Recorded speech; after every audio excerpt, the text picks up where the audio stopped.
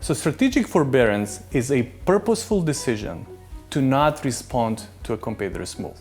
It is purposeful because the company has resources to respond. It is capable, and it is also aware that the move comes. It's just that it makes strategic sense to not respond. Competition in business is not like military and sports, where if one party wins, the opponent must lose.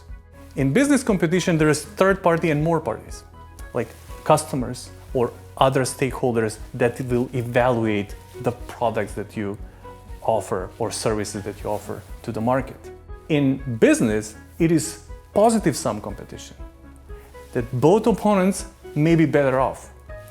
So strategic forbearance is a signal to your rival that is attacking you to actually coexist, to cooperate.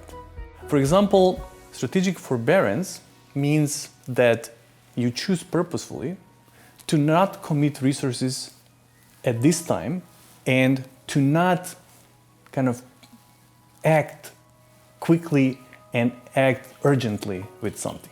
In other words, you're not focused on short-term benefits, but you're more looking in a broad outcomes or long-term outcomes of your company. So it preserves resources.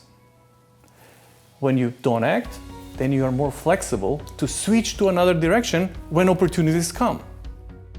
For example, Apple has spent years and years of investments in developing an electric car.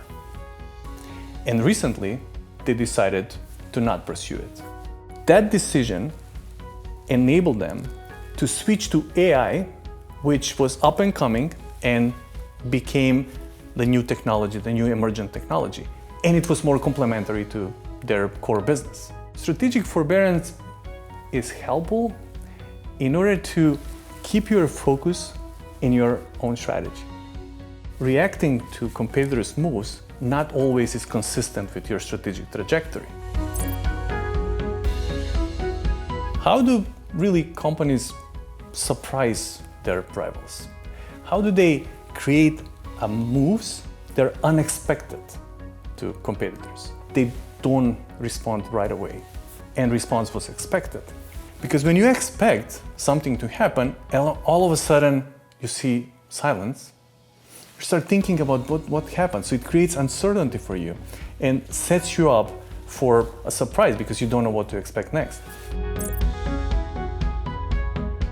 When you feel that you are either attacked by a competitor or you have a really big issue and problem, you automatically feel urgency to act. But not always acting quickly, acting automatically is the best choice. Sometimes it's better just to be patient and to wait, understand the situation, collect new information if needed, and then act purposefully. So forbearance turns the attention toward the importance of being patient and being deliberate. Now, whether you will act or will not act in a given situation will still depend on your analysis of cost and benefits of action and cost and benefits of inaction.